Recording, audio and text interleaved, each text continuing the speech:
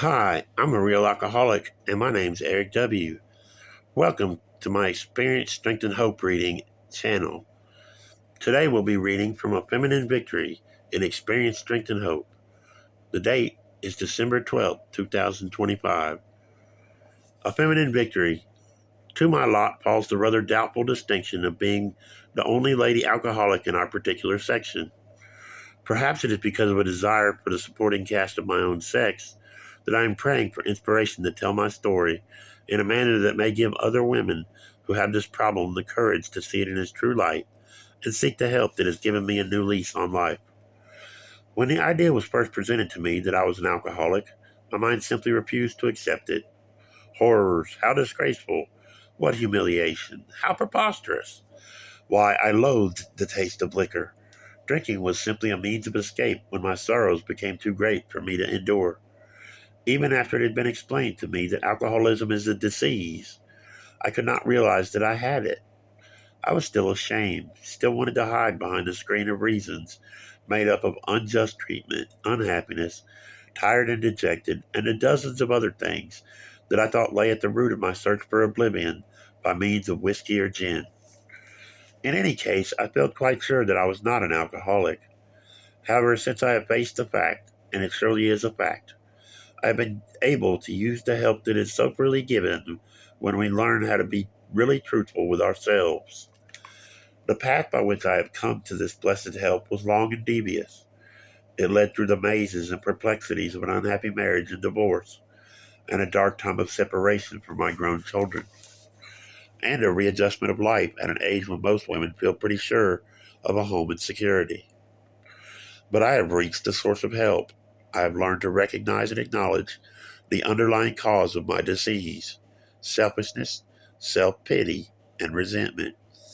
A few short months ago, those three words applied to me would have aroused as much indignation in my heart as the word alcoholic.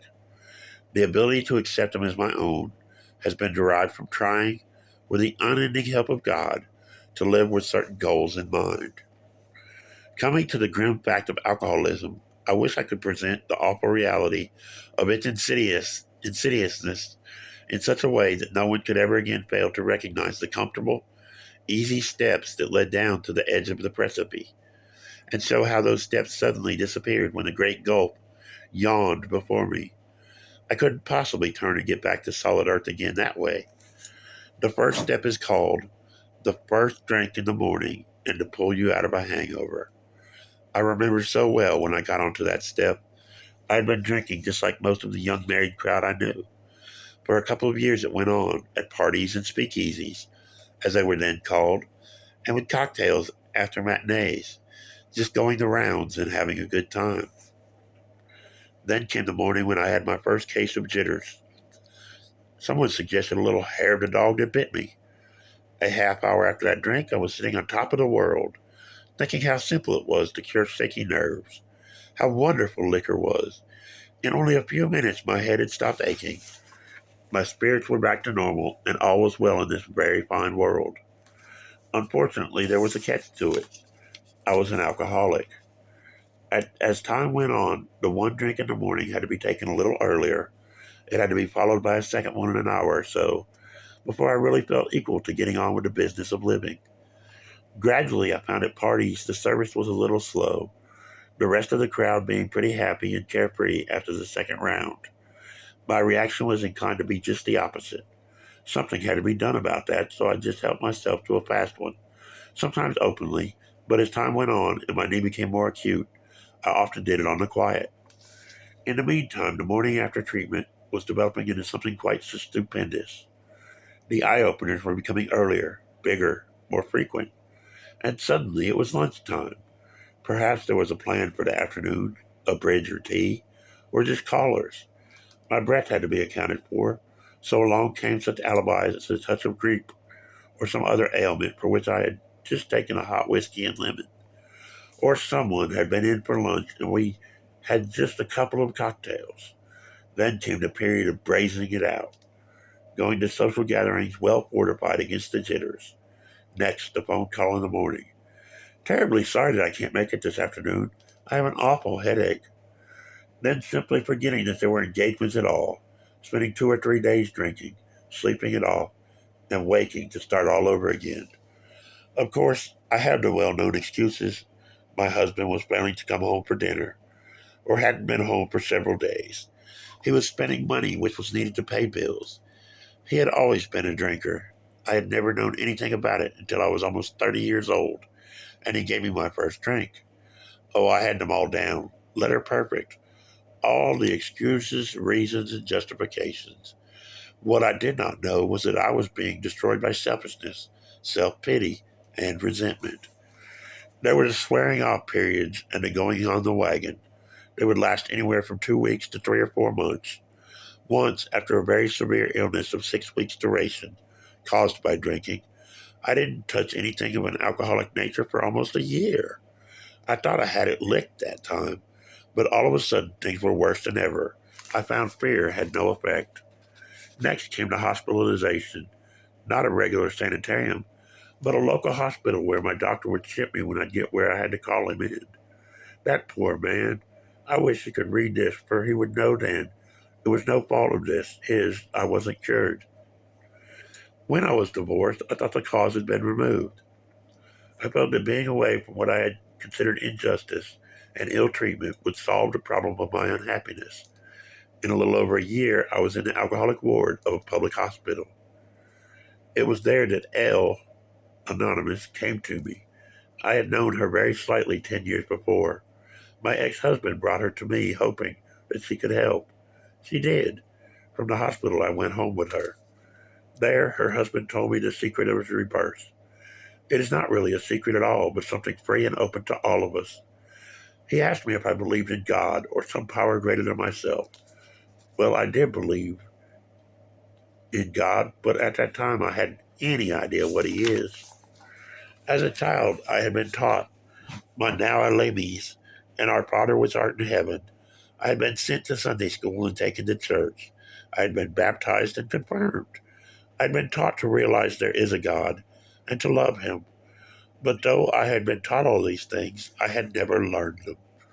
When B, Anonymous, L's husband, began to talk about God, I felt pretty low in my mind. I thought God was something that I, and lots of other people like me, had to worry along without. Yet I had always had the prayer habit. In fact, I used to say in my mind, now if God answers this prayer, I'll know there is a God. It was a great system, only somehow it didn't seem to work. Finally, B, Anonymous, put it to me this way. You admit you've made a mess of things trying to run your way. Are you willing to give up? Are you willing to say, here it is, God, all mixed up. I don't know how to unmix it. I'll leave it to you. Well, I couldn't quite do that. I wasn't feeling very well, and I was afraid that later, when the fog wore off, I'd want to back out. So we let it rest a few days. Ellen B. sent me to stay with some friends of theirs out of town. I'd never seen them before. The man out of that house, P. Anonymous, had given up drinking 3 months before. After I had been there a few days, I saw that P. and his wife had something that made them mighty hopeful and happy. But I got a little uneasy going into a perfect stranger's home and staying day after day. I said this to P., and his reply was, why, you don't know how much it is helping me to have you here. Was that a surprise?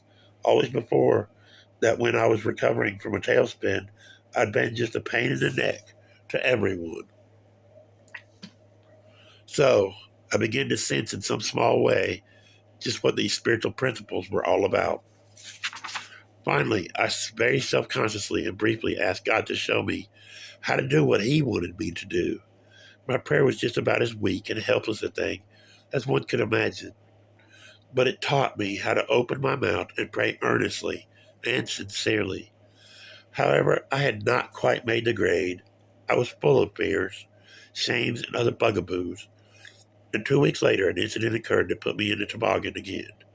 I seemed to feel that the hurt of that incident was too great to endure without some release. So I forsook spirit in favor of spirits, and that evening I was well on the way to a long session with my old enemy liquor. I begged the person in whose home I was living not to let anyone know, but she, having good sense, got in touch right away with those who had helped me before, and very shortly they had rallied round. I was eased out of the mess, and in a day or two I had a long talk with one of the crowd. I dragged out all my sins of commission and omission. I told everything I could think of that might be the cause of creating a fear situation, a remorse situation, or a shame situation. It was pretty terrible, I thought then, to lay myself bare that way, but I know now that such is the first step away from the precipice. Things went very well for quite a while, then came a dull, rainy day. I was alone. The weather and my self pity began to cook up a nice dish of the blues. For me, there was liquor in the house, and I found myself suggesting to myself, just one drink will make me feel so much more cheerful.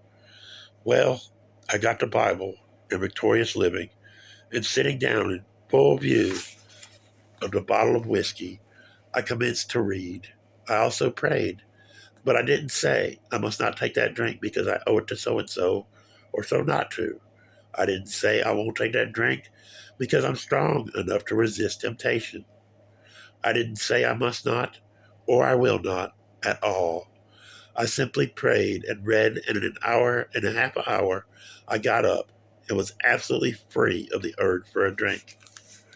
It might be very grand to be able to say, "Finish," right here, but I see now I hadn't gone all the way I was intended to go. I was still coddling and nursing my two pets, self pity and resentment. Naturally, I came at a cropper once more. This time I went to the telephone after I had taken about 2 drinks and called Elle to tell her what I had done. She asked me to promise that I would not take another drink before someone came to me. Well, I had learned enough about truthfulness to refuse to give that promise. Had I been living after the old pattern, I would have been ashamed to call for help. In fact, I should not have wanted help. I should have tried to hide the fact I was drinking and continued until I again wound up behind the 8 ball.